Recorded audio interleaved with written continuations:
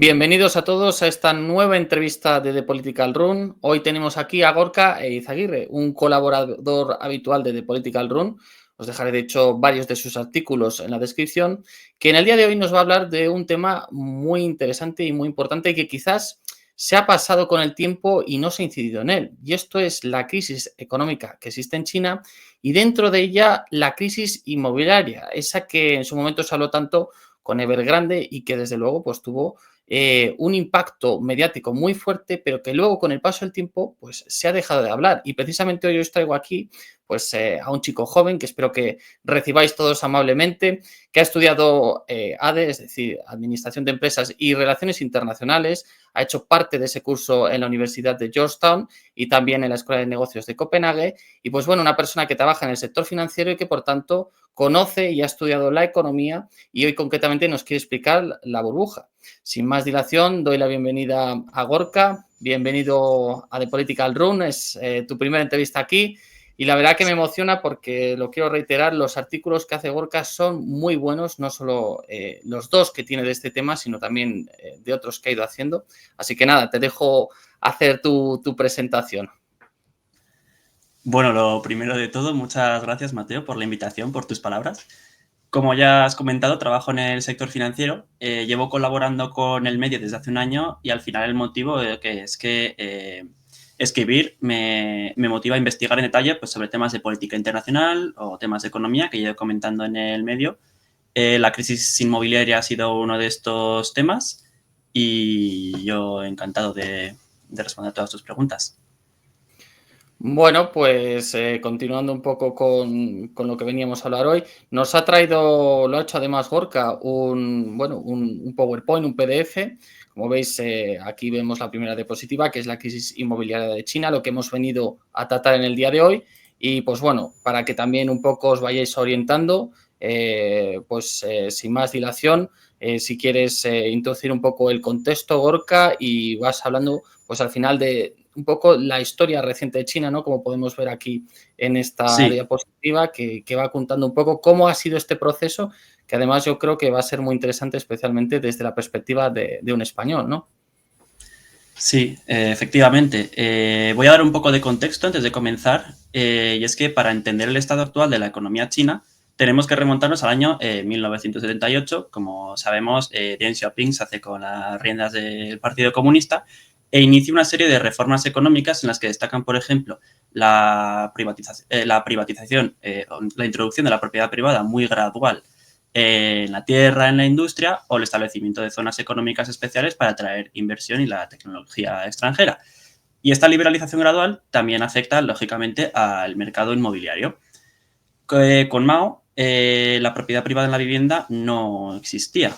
En el caso del medio rural, eran las comunas las que decidían cómo se construía y cómo se asignaba la vivienda, y en el caso de las ciudades eran los Danwei o unidades de trabajo las que administraban las viviendas, y a los empleados les entregaban a modo de beneficio laboral.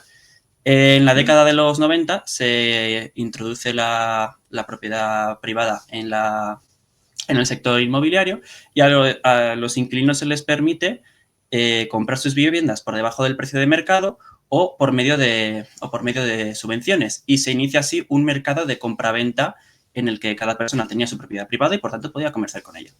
Entonces, todo esto se engloba dentro de un contexto en el que la mayor productividad en el campo o el establecimiento de industria manufacturera exportadora en las ciudades genera un desplazamiento masivo de población del campo a las ciudades. Si no me equivoco, se menciona en uno de los artículos, la población urbana crece desde el 19% en el año 1980 hasta el 65% en el año 2002.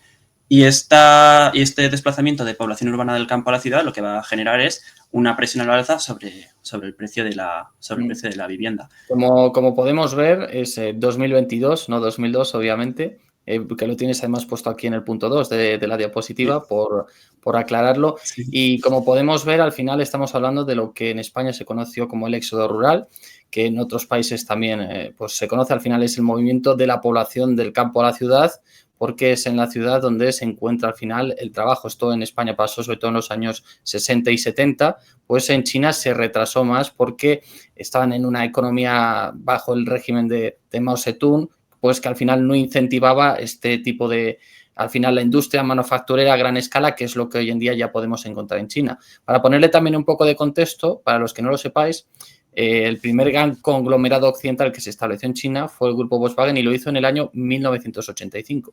Esto para que veáis un poco también cuándo se empieza a abrir China, que por supuesto eso culmina en los años 90 e incluso a finales de los 90, cuando ya creo recordar que era en el año 2002. Esto sí, cuando entra China en la Organización Mundial del Comercio y esto hace pues que al final se abra al resto del mundo y empiece a ser la gran economía, ¿no?, que conocemos y que a día de hoy pues pugna por ser una superpotencia o la mayor de las superpotencias, ¿no?, que hay en el planeta. Pero bueno, continuando con esto, dinos, Gorka, ¿cómo era un poco, has hablado del estilo de vida, ¿no?, cómo se repartían especialmente incluso en el mundo rural en comunas? ¿Cómo afectó esta apertura económica a una persona media de China?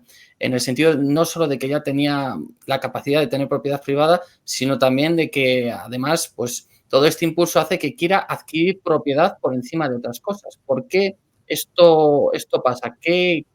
¿Cómo es la cultura china para que se valore tanto la vivienda en este caso? Sí, pues hay dos factores principales. El primero de ellos no es más que el temor a comprar vivienda demasiado tarde. Hemos comentado que existía una tendencia al alza del precio de la vivienda, entonces muchas familias, ante el temor de no hacerse con vivienda a tiempo, comienzan a presionar el precio al alza, incluso llegando a firmar contratos de preventa o de precompra con muchas promotoras inmobiliarias. En segundo lugar, también influye, como bien has comentado, la propia cultura de China, porque, como bien sabemos, hasta la derogación de la política del hijo único existía en China un desajuste entre la población masculina y la femenina. Entonces, generalmente, la vivienda era uno de los requisitos necesarios para que muchos hombres pudiesen encontrar el matrimonio. Entonces, eso influye también, no al igual que otros factores, pero influye también en esta presión alza de los precios. Para dar un dato, como bien podéis ver en la presentación, a día de hoy el 90% de la población china es propietaria de vivienda y este factor es uno de los más influyentes. Y luego hay otro factor que no se ha comentado y voy a seguir con lo que has comentado del incremento o de la importancia de la manufactura, y es que este es otro de los motivos por los que el precio al alza de las viviendas en China se dispara. Hasta la crisis financiera de 2008, China exportaba a crédito, es decir, Occidente, en especial Estados Unidos, se endeudaba para comprar las exportaciones chinas, llegando la balanza comercial por cuenta corriente de China, es decir, la diferencia entre exportaciones y exportaciones, a ser un 10% de su Producto Interior Bruto en el año 2007-2008. Ahora bien, con la crisis financiera, Occidente inicia las políticas de quantitative easing o reducción de tipos de interés, por lo que China, en lugar de crecer gracias al endeudamiento privado del resto del mundo, comienza a crecer gracias a su endeudamiento privado propio. Con el incremento de los tipos de interés en el año 2013 en Occidente, el Banco Central de China decide fomentar el endeudamiento privado chino, reduciendo los tipos de interés en el país, lo que va a dar lugar a un exceso de crédito barato que va a generar una burbuja especulativa de activos, en este caso la vivienda. ¿Y por qué se invertía en vivienda y no se invertía en otros activos financieros? La vivienda era más rentable que la renta fija, la rentabilidad que daban los bonos del Estado chino estaba decreciendo por la reducción de los tipos de interés, y el mercado de vivienda era menos volátil que el mercado de renta variable o que las acciones de China. Entonces, estos son otros dos factores que es un otro factor, además del valor cultural, que ha influido a este precio al alza.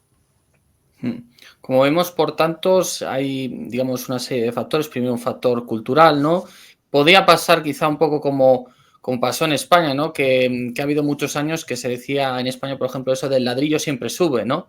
Pues en China podía pasar Efectivamente. durante décadas lo mismo que pasó en España. Oye, la vivienda siempre sube de precio, entonces invertir aquí es la mejor de las inversiones que puedes hacer porque recibes algo que es tangente, que es real, como una casa, ¿no?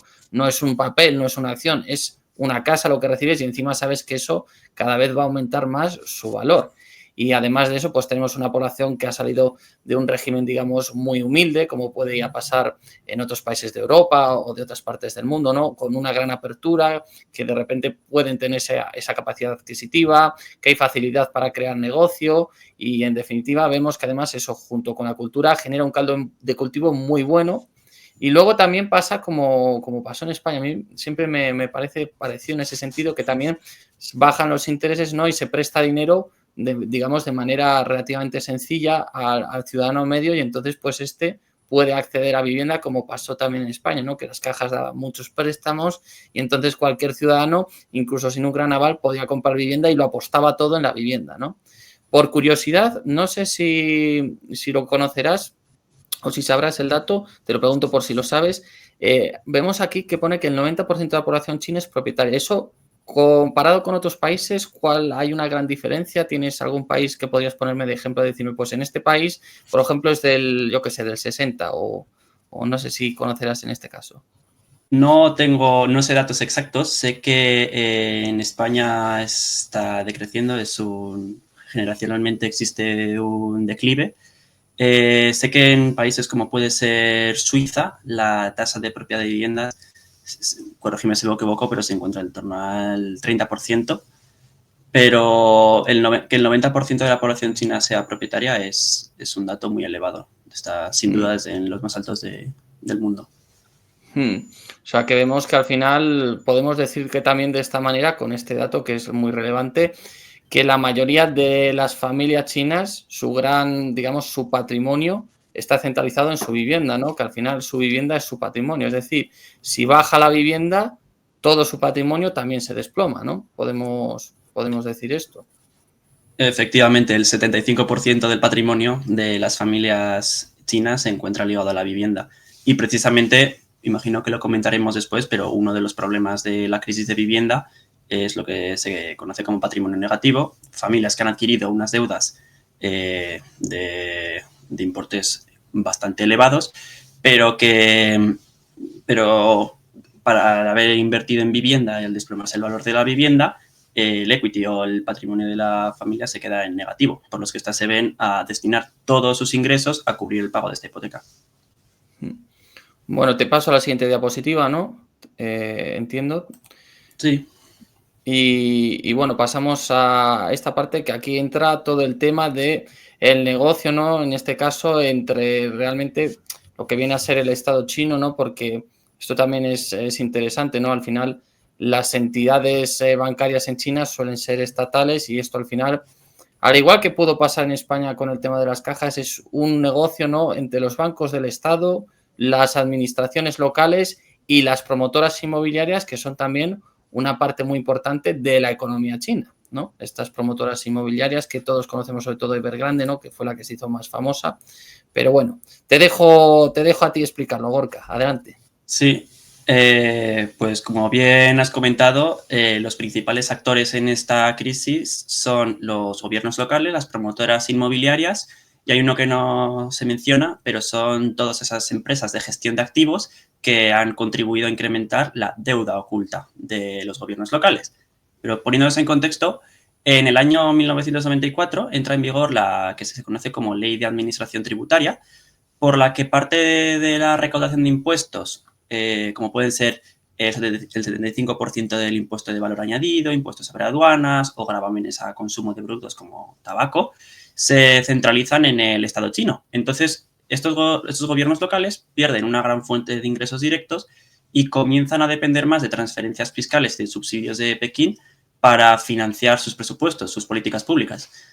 Entonces, para abordar esta situación, los gobiernos locales que tenían un incentivo a tener tasas de crecimiento muy elevadas por los objetivos ambiciosos de crecimiento de Pekín, crean empresas estatales o vehículos de financiación que se conocen como Local Governments Financing Vehicles o LGFVs, a las que vendían los derechos de uso de la tierra propiedad del gobierno central.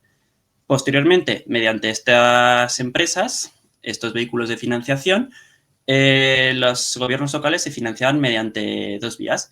En primer lugar, vendiendo las tierras o vendiendo el derecho de uso de las tierras, vendiendo o arrendándolo a las promotoras inmobiliarias, quienes aprovechaban el precio creciente de la vivienda para invertir en promociones, o se empleaban los derechos como colateral ante las entidades bancarias que se encontraban menos reguladas por Pekín. Y digo menos reguladas porque muchas de ellas eran fondos de inversión o gestoras de activos que, bien porque tenían una menor diversificación, fuentes menos diversificadas de ingresos, o porque no cumplían, no era necesario que cumpliesen los mismos requisitos que cumplen los bancos comerciales, podían invertir en productos más arriesgados, y estos productos arriesgados era precisamente la deuda de estas LGFVs que financiaban a los gobiernos locales. ¿Cuál era el problema? Que dado que en muchos casos las inversiones, la financiación que obtenían los gobiernos locales, que llegó a suponer el 70% de sus ingresos, se traducían en inversiones en capital fijo, es decir, infraestructura o maquinaria, que no siempre tenían los rendimientos previstos. Esto es fácil de entender. En una sociedad agraria que se transforma rápidamente, en un inicio, todo tipo de inversión, ya sea un puente, una carretera o un aeropuerto, incrementa de forma notable la productividad. El problema es cuando en esa misma sociedad gran parte de la inversión se dedica a infraestructura que o se repite o cuya productividad marginal no es la misma que el primer puente, el primer aeropuerto o la misma carretera. Por tanto, se dieron muchos casos en los que la deuda de los gobiernos locales, en el caso de provincias como Yunnan o como Yunnan, Heilongjiang, que los ingresos fiscales de los gobiernos locales crecían a tasas del 5 o 7%, pero que el ritmo de la deuda crecía al 15%. Por tanto, se empezó a generar así una situación insostenible en la que también forman parte las inmobiliarias. Estas inmobiliarias, como ya he comentado, compraban tierra a precios cada vez más altos a los gobiernos locales y ellos no tenían y se beneficiaban en cierto modo del crédito barato que hemos comentado antes para invertir la deuda en nuevas promociones que a su vez se iban completando gracias a la deuda que adquirían y gracias a los contratos de preventas que firmaban con las familias, que en algunos casos llegaban a suponer un tercio del valor de la vivienda. Por tanto, podemos ver al final cómo es toda una espiral de financiación rápida de las inmobiliarias o incentivos a crecer rápido, y todo ello se producía mediante deuda. Como podemos ver, entonces, aquí hay como un círculo vicioso que también a muchos les sonará, porque al final la crisis inmobiliaria en España es muy reciente, que se basa en que primero hay un incentivo dentro de la propia administración, en este caso de las entidades locales, ¿no?, que crean esas empresas para ceder la tierra.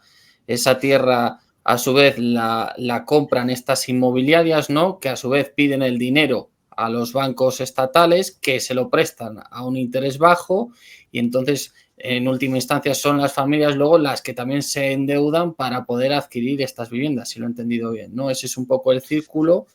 Sí. Y al final lo que pasa es que, claro, la bola va creciendo y al principio, pues en efecto, cada vez hay más vivienda, cada vez hay más infraestructura pública, cada vez los precios son más altos y los préstamos también, por tanto, más altos para poder conseguir, tanto para el particular como para la empresa, en un caso las tierras y en otro caso la casa. Pero que todo esto, claro, va creciendo y se va haciendo una bola como fue pasando en este caso en la crisis inmobiliaria española que todos conoceremos. Y continuando con esto, vemos que esa bola se va haciendo cada vez más grande y nos lleva a la siguiente diapositiva, que es los fallos del modelo de crecimiento chino. Es decir, ¿cuál ha sido aquí el fallo? Que obviamente muchos ya lo intuirán, pero ¿cuál ha sido el fallo en este modelo, Gorka? Pues como bien has dicho, la inversión de los gobiernos locales es tanto en gobiernos locales inmobiliarias o el excesivo endeudamiento fue el fallo que ya desde la época de Hu Jintao se detecta el Partido Comunista Chino. Además, ya en el 18º Congreso del Partido Comunista, Xi Jinping anuncia medidas para reducir el rol del Estado como asignador de los recursos, ya que se habla del excesivo gasto en infraestructura y la elevada inversión en capacidad industrial como las dos grandes distorsiones de la economía china. Y ellos, según altos oficiales chinos, ello se producía porque el Estado chino no tenía competencia que proviniese de actores no estatales.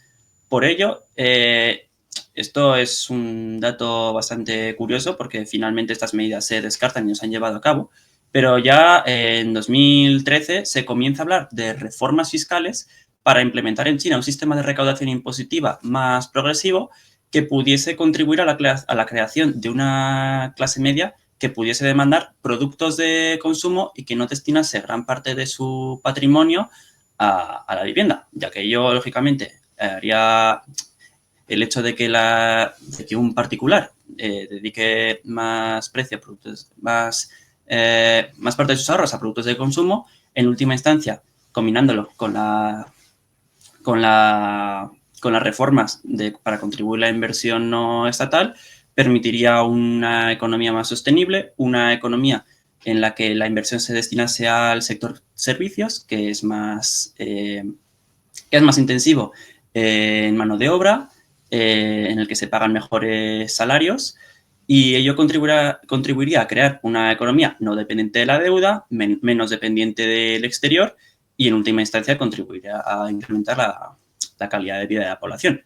Pero como hemos dicho, el sistema de incentivos, las estructuras de poder que se generan alrededor de un modelo en el que los actores más poderosos eran las empresas estatales, los gobiernos locales, las inmobiliarias, terminaron por hacer que este tipo de reformas se descartasen en torno al año 2015-2016.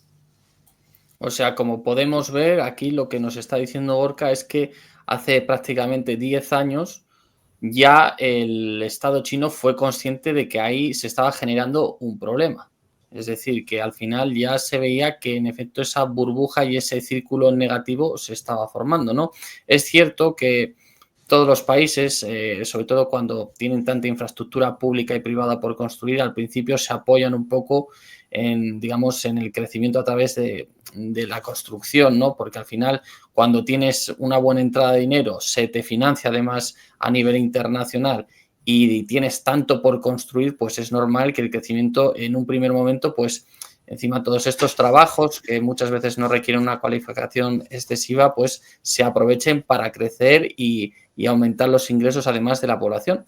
Pero esto obviamente no puede ser la única vía de desarrollo y precisamente como vemos el propio partido chino, el propio Estado chino se dio cuenta de que el camino que estaban siguiendo no era bueno, pero como puede pasar o como pudo pasar por ejemplo en España también, pues al final las presiones y la inercia que llevaba este sector que estaba impulsando mucho la economía pues llevaron a que no se tomaran las medidas concretas.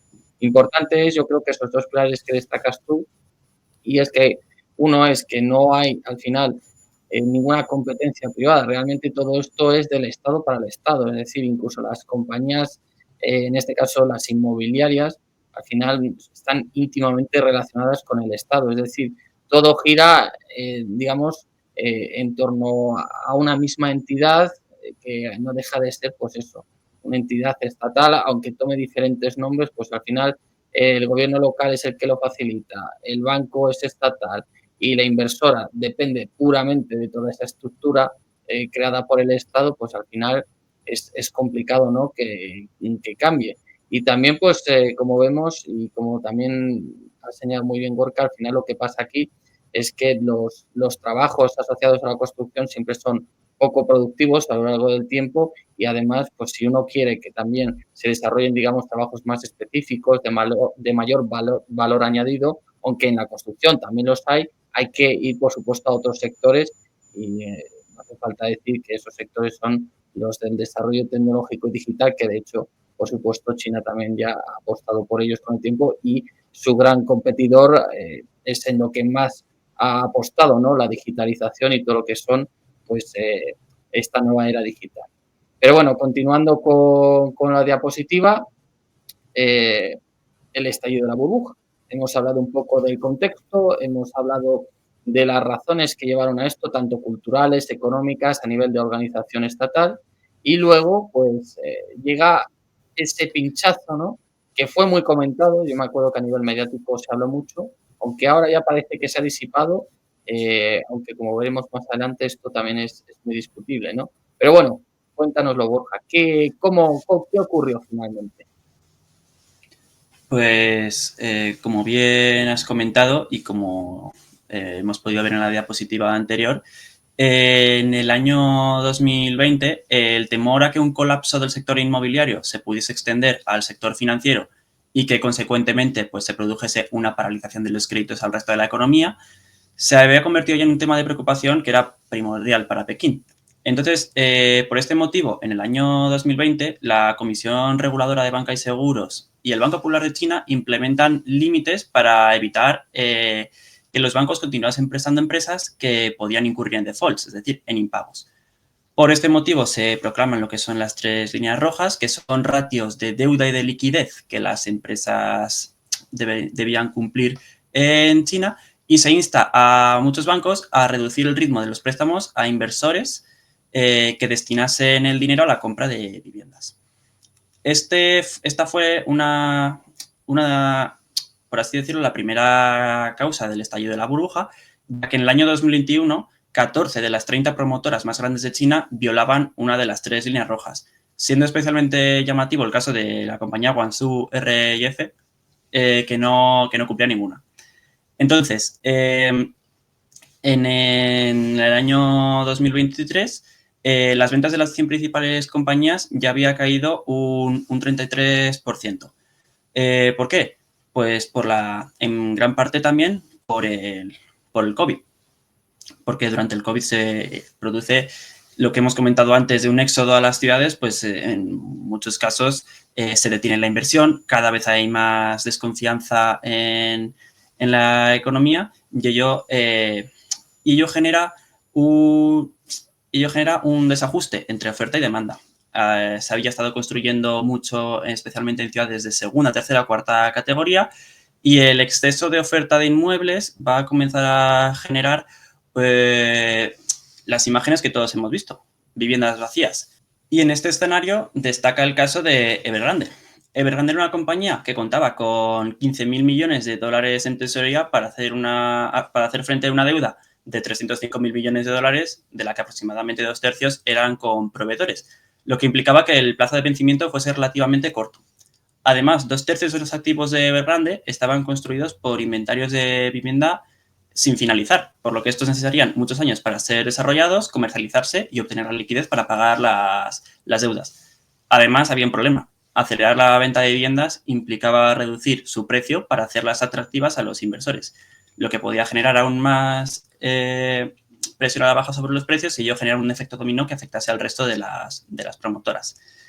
Entonces, en el año 2021 se producen varios retrasos en los pagos de los bonos offshore de Evergrande y finalmente en el año 24 un tribunal de Hong Kong declara en bancarrota a la compañía.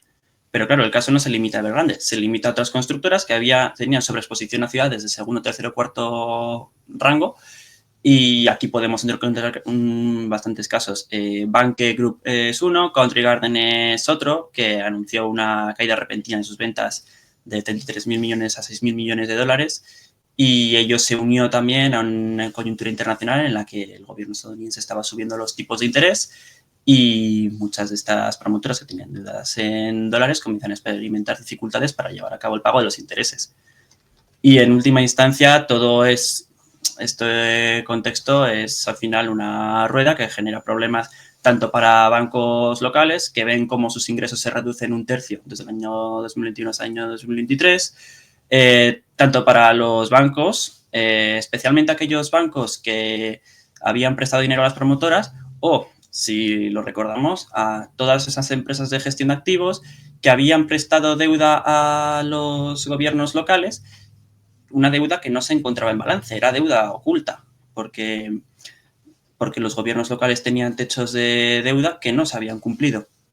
Entonces, como no se habían cumplido, gran parte de su deuda era oculta. Y una gran parte del sistema financiero chino comienza a sufrir esta caída de precios, lo que dio lugar a una crisis que incrementó el desempleo juvenil y, lógicamente, todo ello genera una reducción de la demanda, etcétera. Y luego ya, para acabar esta sección, hay otro factor que puede afectar más en el largo plazo, pero que es el envejecimiento de la población. Existe un desajuste de alrededor de 60-80 millones de viviendas vacías en China y una población que ya se está reduciendo, pero que se estima que en el año 2100 alcance los 700 millones, es decir, aproximadamente 600 millones menos que el actual. Por tanto, se dio un escenario en el que el precio de la vivienda se redujo un 33% y el gobierno necesitaba actuar. O sea, al final, como vemos, tenemos similitudes. A mí me recuerda mucho al caso español.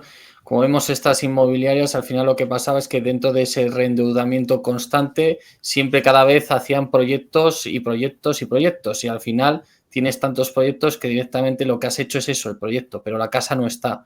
Entonces, la familia que ha pagado realmente espera que se construya una casa, pero de repente tú, si te cortan el grifo, no tienes dinero para hacerla, ¿no? Y entonces llegan las quiebras, como podemos ver. Y luego está la segunda parte, en este caso, que afecta a esas administraciones que vemos que realmente se habían endeudado a través de esas otras entidades y que realmente, pues bueno, al final esto era todo un cúmulo de deuda, ¿no? Ni la inmobiliaria podía terminar los edificios, ni la entidad local realmente tenía las cuentas saneadas, en fin.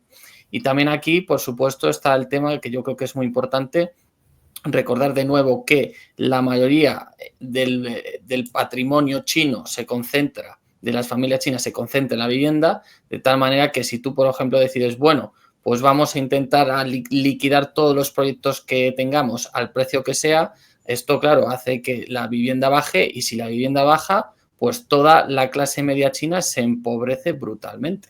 Y esto, claro, es algo que de hecho pasó en España, ¿no? Que una persona que, por ejemplo, había pedido en España un préstamo de 200.000 euros para una casa, resulta que su casa ahora valía 80.000 euros. Y claro, esto es un problema brutal porque las familias sí que han contraído esas obligaciones, esas deudas y sin embargo ya el inmueble no vale ni la mitad, ¿no? Por tanto, vemos que hay similitudes y que además también, como pasó en el caso de España, tenemos una población que se envejece y mucha vivienda construida en sitios donde nadie quiere vivir. Es decir, en España llegó un momento en el que se empezaron a construir viviendas ya por todos los sitios, ¿no? Incluso en localidades o lugares en los que no tenía ningún sentido, que era vivienda que se iba a quedar vacía y que de hecho en España hay mucha vivienda vacía, ¿no? Y falta precisamente donde más se reclama, donde más se demanda y necesita, ¿no? Podemos ver que al final hay de nuevo similitudes, para que veáis que, bueno, esto también lo digo para que veáis que no solo en España ocurren burbujas y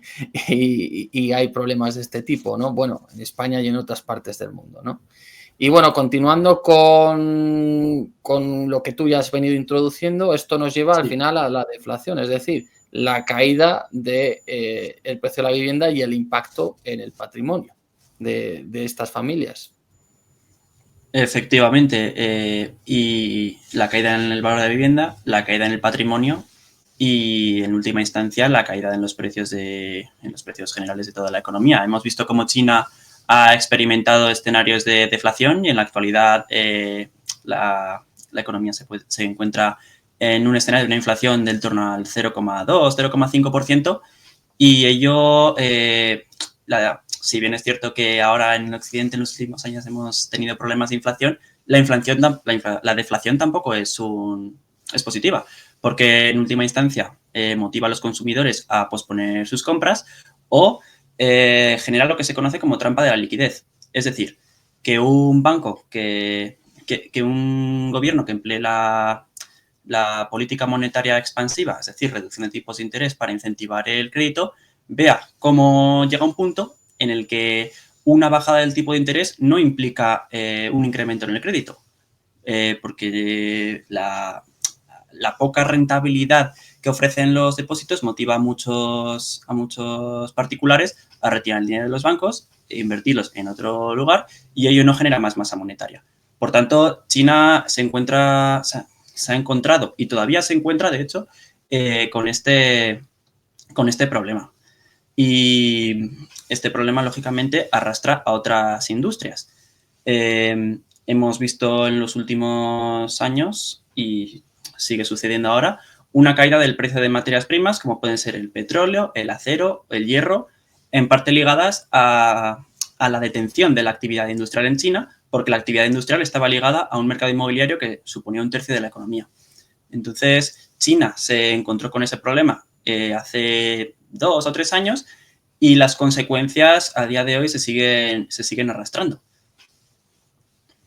En este sentido, es muy interesante lo que mencionas. Lo que estamos viendo es que, además, que no lo hemos mencionado, bueno, primero que ya de por sí el mercado inmobiliario y de la construcción tiene un gran peso en la economía china, pero más allá de esto, también recordemos esto que nos había dicho antes Gorka, de que las entidades locales favorecían también este tipo de acuerdos con las inmobiliarias porque tenían porque tenían marcados unos objetivos de crecimiento, ¿no? Y es que en China, durante bastante tiempo, no solo en este sector, lo que se ha promocionado es producir como sea, es decir, cada vez producir más, manufacturar más y tener una mayor capacidad respecto a todo. Y al final esto se ha traducido en que hay en varios sectores un exceso de producción, es decir, se ha producido más de lo que China demanda internamente. Normalmente China era un mercado tan grande, pues recordemos, como has señalado tú, un país de más de 1.200 millones de personas,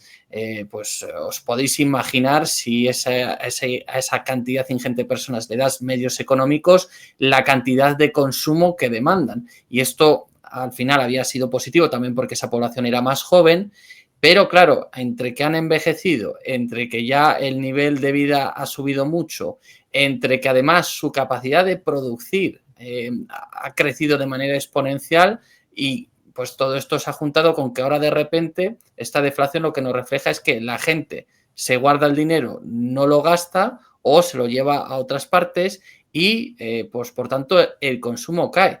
Y de hecho, esto lo vi recientemente, la estadística nos ha mostrado que este último mes creo que la producción manufacturera había crecido un 5,4%, superando la expectativa, y sin embargo las ventas minoristas, que son un reflejo del consumo, solo habían crecido un 3%. Es decir, vemos que al final lo que viene a pasar tanto en este sector como en otros es que al final China necesita clientes, en definitiva, y ahora ya no están dentro, sino que los tiene que buscar fuera. Y de ahí que, por ejemplo, estos últimos años hayamos visto que China, no solo en telefonía móvil o en productos de poco valor, como ya estaba pasando, sino en productos de gran valor, han empezado a llegar a Europa, como puede ser el caso de los automóviles eléctricos. Es decir, al final esto ha generado un desnivel.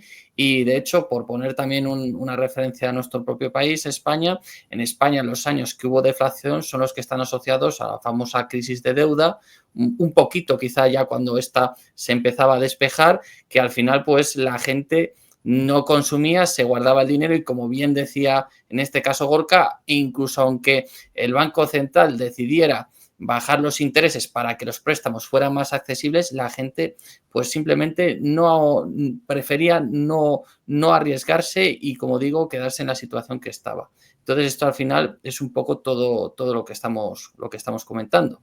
Pero bueno, te dejo continuar, Gorka. No, efectivamente, y antes de continuar, también hay otro factor que ha llevado a muchos consumidores a preferir el ahorro. De hecho, ahora se habla mucho de la reducción del consumo, pero el consumo era creciente en relación al incremento de la economía china, del valor de la vivienda, hasta la pandemia de COVID. Tras la pandemia de COVID se dio un repunte, pero hay un factor que ha contribuido especialmente al ahorro, y es la falta de una red de seguridad social que acompaña la caída del precio en la vivienda. Entonces, eso es un factor. Sí que es verdad que en España no se dio tanto, pero en China ha contribuido a incrementar la tasa de ahorro el hecho de que muchas personas no reciben pensión o no tienen una red de ayuda del Estado que permita hacer frente a caídas del valor de su patrimonio o a posibles reducciones de ingresos. Entonces, es un factor que yo creo que es interesante añadir a lo que has comentado. Y bueno, en este sentido, como comentaremos posteriormente, en el año 2025 China parece que está tratando de solventar este problema. Pero, siguiendo con la presentación, China ha llevado a cabo especialmente dos tipos de medidas para resolver esta crisis. Por un lado, ha tratado de asistir a los gobiernos locales y por el otro, ha tratado de fomentar el valor de la vivienda. Entonces, en este sentido, para solventar la crisis, China ha llevado a cabo una política monetaria expansiva, ha recortado el coeficiente de caja desde el 12,5% del año 2020 a un 9,5% en la actualidad. ¿Qué es este coeficiente de caja? Básicamente es el porcentaje de los depósitos que los bancos comerciales están obligados a mantener en reservas. Por lo que la intención con esto es que los préstamos de los bancos comerciales requieran un menor volumen de depósitos. En última instancia, es un intento por incrementar la base monetaria. En segundo lugar, ha reducido el tipo de interés de referencia que obtienen los bancos comerciales por depositar sus activos en el Banco Central. Y también ha anunciado la bajada de los tipos de interés de 1 año a 5 años, que se utilizan como referencia en el mercado de las hipotecas y que, como vemos, son políticas fiscales monetarias que siguen promoviendo el endeudamiento de las familias. No busca corregir la sobrevaloración de las burbujas de activos como la vivienda, sino que busca precisamente mantener el valor de la vivienda, fomentar el sobreendeudamiento, que se encuentra en torno al 220% del PIB, con el fin de que ello no reduzca la capacidad no reduzca el patrimonio de las familias y que en última instancia no merme el consumo. Desde el punto de vista de la política fiscal vemos lo mismo. Se ha rebajado los requisitos de entrada de las segundas viviendas, se reduce el capital de entrada de un 25 a un 15%, os han emitido bonos especiales para financiar paquetes de ayuda que irían en beneficio de los gobiernos locales con el fin de que estos compren el exceso de inventario de las promotoras y que se construya vivienda social que se venda a un precio más barato. Por tanto, todo lo que vemos es lo que he comentado. Es fomentar el valor de la vivienda, fomentar el crecimiento, el mantenimiento del valor de la vivienda en lugar de dejar que este mercado experimente una corrección. Como vemos, al final, también de nuevo esto me recuerda a nuestro país. Al final aquí lo que se está haciendo, recordemos, ya en el año 2015 se ve que hay un problema, se decide no atajar, llegamos años 2021, 22, 23, ya quiebran entidades, se ve claramente que el problema ya está ahí y lo que se está haciendo es dar ciertos incentivos para darle un empujón hacia adelante. Sobre todo, algunos requisitos que serán más complicados de entender para todos vosotros, pero por ejemplo, el de la reducción de la entrada, es decir, cuando vas a pedir tú cualquier préstamo, pues te exigen, tienes que tener un 30% de la cantidad que te prestemos, ¿no? Si pides, por ejemplo, 100.000 euros, tienes que tener tú 30.000 euros en tu cuenta de ahorros para que nosotros te podamos prestar este dinero. Pues como vemos aquí pasa del 25 al 15 y es algo que al final lo que hace es que cada vez conseguir el dinero, conseguir la financiación te sea más asequible. Lo que de nuevo lo que hace es incentivarte a pedir préstamos y a endeudarte para conseguir esa vivienda. Y al poder conseguir esa vivienda, pues la vivienda no deja de bajar o incluso sube, ¿no? Que ese es un poco lo que está pasando. Y también es bastante claro, cualquiera puede entender que si se está facilitando el endeudamiento o comprando deuda tanto a la administración local como a entidades, digamos, privadas, como pueden ser las inmobiliarias, o incluso dentro de los propios bancos, es decir, que el Banco Central absorba deuda de los bancos, pues todo esto lo que está haciendo realmente es aplazar el problema o, digamos, el pinchazo final, que también es algo que podíamos ver en las cajas de España, ¿no? en las diferentes, en las cajas, ¿no? Esas entidades públicas que había en España, que hoy prácticamente creo que no queda ninguna. Lo que pasó hasta el final fue eso, ¿no? Que de hecho el gobierno fue facilitando financiación hasta que nos cortaron el grifo desde la propia Unión Europea y ahí ya, pues claro, las cajas no pudieron obtener más financiación de Europa y no les quedó otra que empezar a recortar hasta el punto de que la mayoría desaparecieron y fueron absorbidas por entidades privadas. Yo nunca me olvidaré, por ejemplo, cuando se compró, creo que era el Banco Popular, por 1 euro, que lo compró el Banco Santander, ¿no? Fíjense, pues lo que valían los activos del Banco Popular, es decir, eran todo, pues eso, al final podemos llamarlos activos o bonos basura, ¿no? Que estaban basados en proyectos inmobiliarios que realmente ya no tenían ningún valor después del pinchazo. Por tanto, como vemos aquí, de momento, se han intentado tomar una serie de medidas que lo que hacen es básicamente ganar tiempo, aunque perpetúan el problema, un problema que ya se sabe que está ahí. Por supuesto, la vivienda ya no crece como lo hacía antes, pero de momento tampoco se ha cortado de raíz el problema. Lo que nos lleva a la última diapositiva, ¿no? Las críticas hacia este modelo y las consecuencias que puede tener en el futuro. Recordemos que estamos hablando de una pieza vital de la economía china, una economía que además va a tener que enfrentar en las próximas elecciones a un presidente en Estados Unidos que ha prometido que va a poner aranceles de hasta el 60% en determinados productos a China.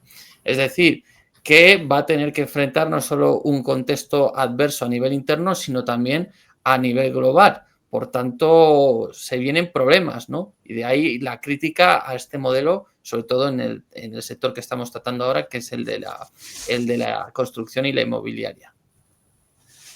Sí, como bien has comentado, todos conocemos estrategias como la Made in China 2025, que precisamente busca posicionar a China como líder tecnológico y que la innovación tecnológica sea este motor de crecimiento.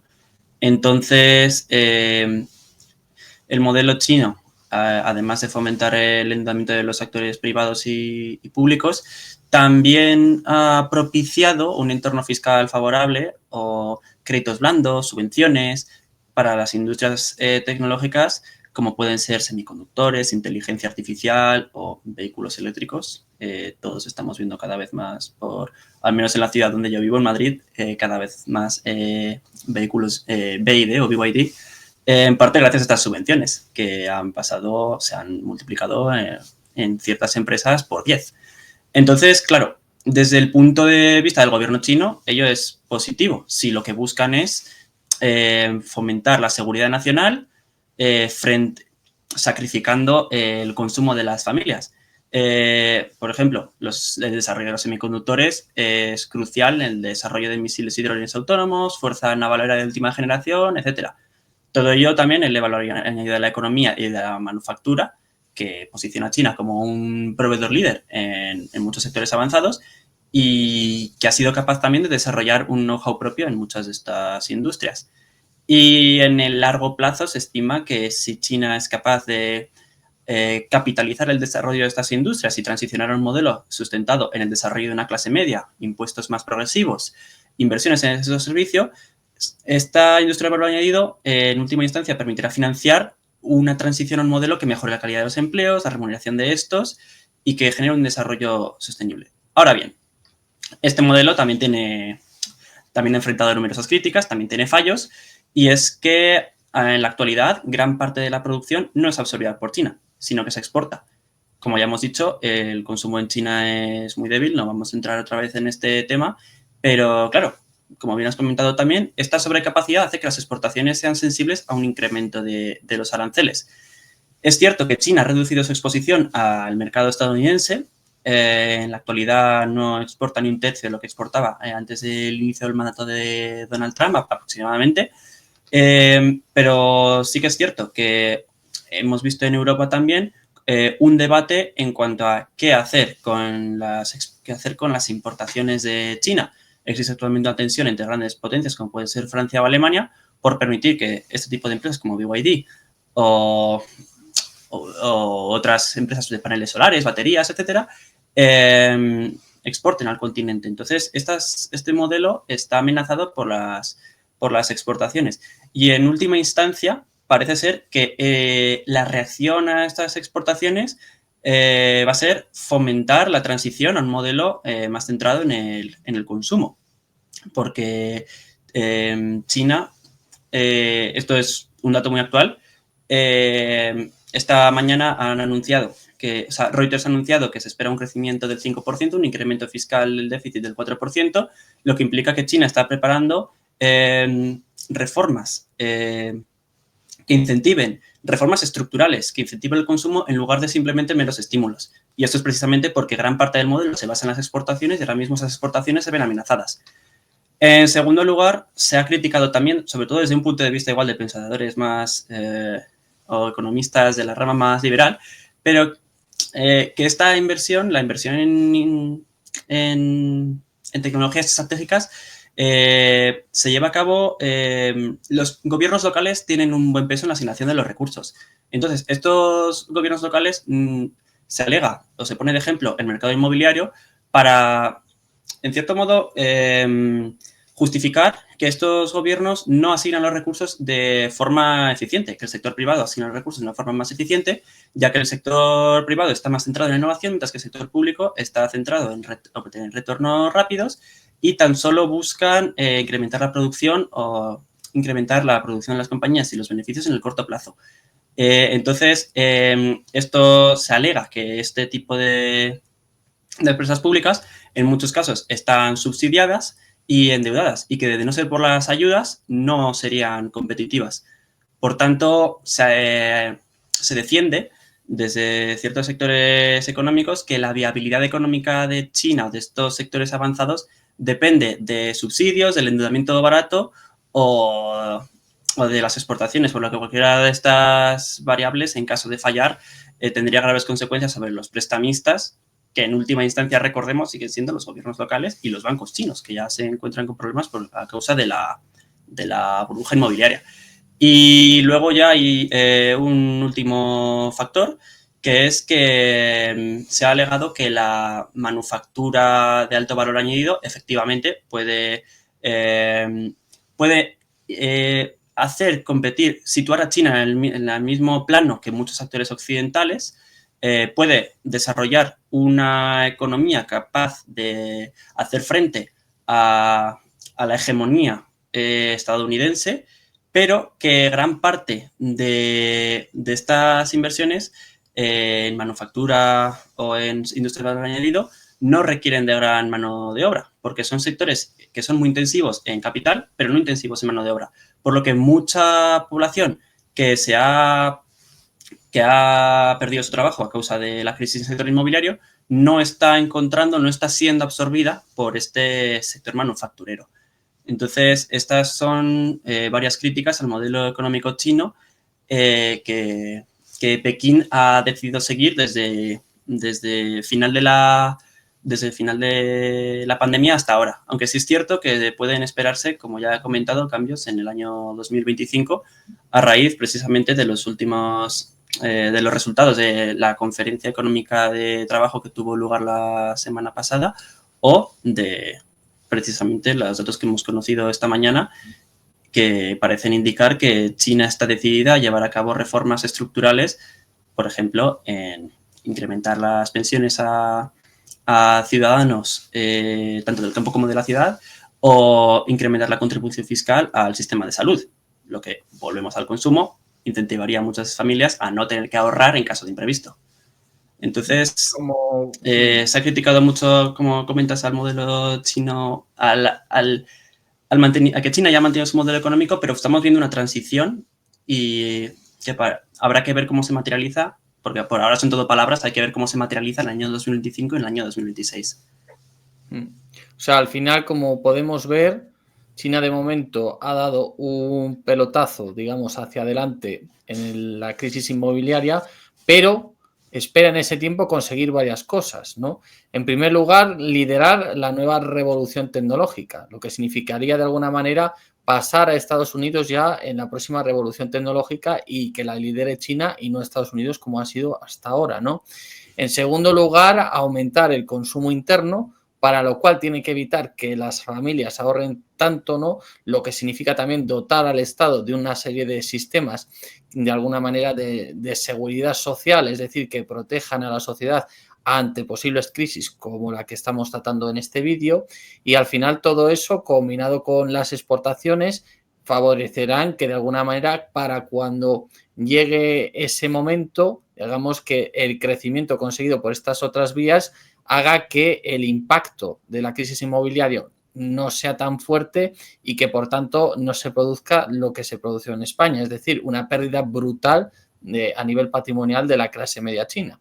Aunque como bien señala Gorka, ya hay puntos que estará por ver cómo lo manejan, ¿no? Porque al final el tema de las exportaciones es muy interesante, ¿no? Sobre todo porque si al final tanto Europa como Estados Unidos y otros países empiezan a poner aranceles a China, esto va a afectarles en un momento de cierta debilidad, como podemos comprobar en la actualidad, y también, por supuesto, está también por otro lado, todo el tema demográfico, ¿no? Que afecta íntimamente al consumo, ¿no? De hecho, se ve muy bien en el caso de países muy envejecidos como Japón, que cuando la población es muy mayor, da igual las medidas que tomes, que al final, pues la gente mayor sencillamente no consume. Y luego también está el otro tema, que aquí no se habla tanto porque no hemos liderado la revolución tecnológica ni digital, pero en Estados Unidos es bien conocido y que se traduce en que, pues bueno, en Estados Unidos se han creado todas las grandes empresas tecnológicas, ¿no? De la última década que lideran esta revolución, pero sin embargo los trabajos facilitados por esas empresas, al ser de una cualificación mucho más alta, ya para empezar son mucho menos accesibles. Es decir, un estadounidense que trabajaba en una fábrica o en la construcción, para adaptarse a una empresa como Apple o Microsoft, pues tiene serias dificultades, y lo mismo le pasa a un trabajador chino. Y en este sentido, de hecho, veréis que muchas veces se habla en Estados Unidos de que la clase media como tal se está reduciendo a pesar de que la economía no para de crecer y de que en teoría estos grandes gigantes tecnológicos están alcanzando cuotas de riqueza nunca antes vistas, ¿no?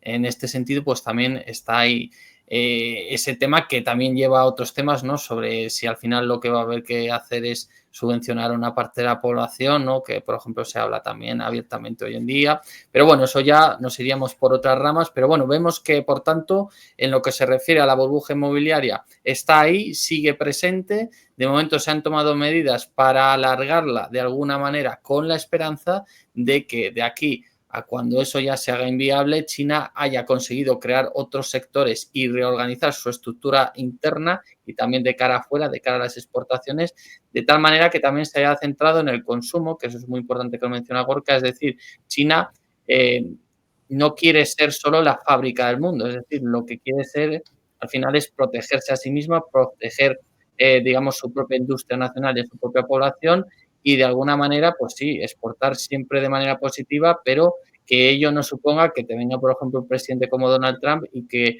coordinando aranceles con otras entidades y otros países, pues de alguna manera ataque directamente las bases de tu sistema, ¿no? Dentro también de esta tendencia que vemos hoy en día de que el libre comercio, que tanto se había defendido en otras épocas, se ve amenazado y de alguna manera, pues muchos países, empezando por la propia Estados Unidos, hacen políticas aislacionistas y favorecen los aranceles de manera indiscriminada o juegan con ellos, ¿no? Entienden las relaciones nada más de manera bilateral como un juego de suma cero en donde pues los aranceles son otra herramienta más para sacar beneficio para mí mismo, ¿no? Sin plantearte pues que bueno, que estás favoreciendo conductas, ¿no? Que a largo plazo pueden ser negativas desde un punto de vista de pues abrir el comercio global, las interacciones y pues bueno, ese pensamiento que sobre todo estaba tan establecido, tan arraigado en la primera década de los años 2000. Y bueno, llegados a este punto, Gorka, no sé si tendrás alguna cosa más que añadir, algo que quieras comentar sobre lo que hemos ido hablando o sobre esta última parte. Yo creo que has cubierto todos los puntos muy bien. En este sentido, igual también, a modo de curiosidad, añadir que China, desde Occidente también, Occidente, mencionando Occidente, Europa y Estados Unidos, especialmente Estados Unidos, también se está tratando de que China incurra, la industria china incurra en una especie de necesidad de autoabastecimiento. Es decir, se están imponiendo limitaciones a las exportaciones de tecnología extranjera, por ejemplo, en el caso de los semiconductores. O ya en la propia China la propia inseguridad jurídica está llevando a cabo que muchas empresas de Estados Unidos, de Europa, deciden retirar sus inversiones de ahí en lo que se conoce como nearshoring o friendshoring. Y por este motivo se está tratando de, igual ya para terminar, de debilitar a China desacoplando de las cadenas de valor globales. Por lo que yo creo que es una dinámica que motivará en gran parte incentivará en gran parte el que China lleve a cabo una transformación de su modelo económico o no. Y es algo que los oyentes pueden seguir para poder tratar de determinar qué decisiones puede tomar Pekín de aquí al futuro. Al final, como vemos, obviamente cuando tú pones aranceles, cuando tú pones problemas a las exportaciones, lo que estás incentivando es que el país busque las soluciones dentro de sí mismo, ¿no? De esto se trata. El problema también es que además esto es algo común, que les pasa también a todos los países europeos, que al final cuando tu población no para de envejecerse y previsiblemente reducirse a medio o largo plazo, claro, buscar las soluciones dentro de ti mismo, conseguir que el consumo, digamos, sea lo suficientemente alto, pues es un reto mayúsculo, ¿no? Que al final lo que hace es que lo más normal, si no consigues compensar, si no consigues alcanzar ese consumo, es que haya disturbio social, de que haya problemas internos, y los problemas internos llevan a conflictos y llevan al final a que se organicen bloques a nivel mundial, ¿no? Y que pasemos, pues eso, de ese mundo ideal que se quería, ¿no? Con libre comercio, en el que todo el mundo se respetaba y se hablaba a través de los organismos internacionales, aunque esto, por supuesto, no se consiguiera de manera perfecta, pues pasamos a un mundo en el que al final se juegan con todas estas medidas para evitar que determinados países puedan o no puedan crecer, y al final, pues esto también afecta a otros campos, ¿no? Y sobre todo anima a una mayor belicosidad, ¿no? Entre estados, y por eso también es peligroso a veces, que siempre ha habido etapas históricas de este estilo, pero bueno, estamos claramente ya en una, y pues bueno, habrá que ver qué pasa en el futuro. Desde luego, China yo creo que es un país que ha tenido un crecimiento estupendo, aún tiene, yo creo, bastantes años de un crecimiento fuerte, pero sí que ya es verdad que no va a ser como, por ejemplo, en el año 2004 o a finales de los 90, ese crecimiento ya va a ser más reducido. La población china, incluso aunque han quitado el límite del hijo único, no tiene hijos. Esto es así y no es raro porque le pasa a todos los países en cuanto se introducen, pues eso, un mayor nivel adquisitivo y medios anticonceptivos. Sabemos que en todos los países, independientemente del continente, la cultura, la religión, todos sufren una caída brutal de la natalidad, y por tanto, pues esto afecta al final al número de personas que poblan tu país, a la edad media de los mismos, y pues en última instancia todo eso repercute a nivel económico. Pues nada más que añadir, yo creo, Gorka. Hasta aquí hemos llegado. Y nada, pues agradecerte que estuvieras aquí hoy. Espero que hayáis podido entender. A veces la economía es compleja, ¿no? A veces la economía no se entiende bien, pero espero que hayáis podido comprender un poco qué pasó en su momento, qué nos ha llevado, en qué situación está la burbuja y sobre todo cuál es la situación de la economía china y lo que se está planteando para sobrevivir a esa burbuja y sobrevivir también, pues, a esa guerra arancelaria. Así que nada, un saludo a todos y nos vemos en la próxima entrevista. Ya os traeré a Gorka en alguna otra ocasión y poquito más. Nos despedimos. Sí, gracias a todos y hasta la próxima.